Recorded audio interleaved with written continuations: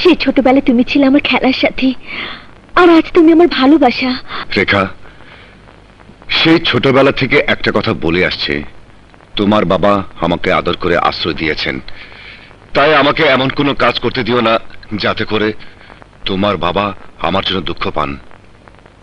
আমার কোনো কাজে বাবা দুঃখ পায় না, বরং যে আমাকে দুঃখ দেয় তাকে বাবা ক্ষমা করে না। রেখা, রেখা, আমি তোমাকে যখনই দেখি ওর সাথে মেলামেশা করো, কিন্তু তুমি ভুলে যেও না ও এখানকার কেউ না। চাচা জানুকে আশ্রয় দিয়ে রেখেছে। আর তোমাকেও আমি অনেকবার বলেছি ওর সাথে বেশি মেলামেশা করবে না, তাহলে কিন্তু পরিণাম ভালো হবে না। আকরাম, কে আমার সাথে মেলামেশা করবে আর কে করবে না সেই হুকুম চালাবার তুমি কে? আমি আমি এই মহলের ছোট জমিদার। চাচা জানের পর জমিদারি আমাকে দেখতে হবে, তাই সবকিছুর উপরে কথা বলার অধিকার আমার আছে।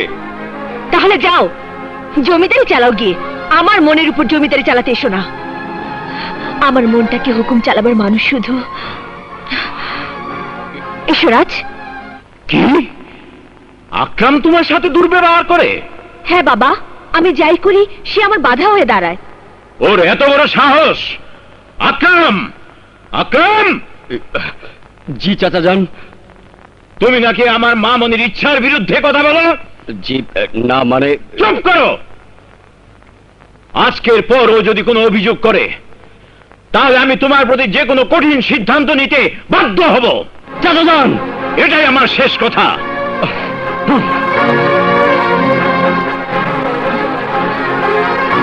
কিরে মা, এবার খুশি তো? হ্যাঁ বাবা।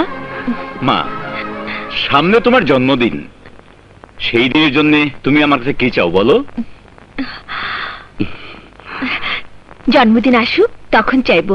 আচ্ছা বাবা, আমি রাজকে নিয়ে একটু বেড়াতে যাই। ঠিক আছে মা, যাও। এসো রাজ।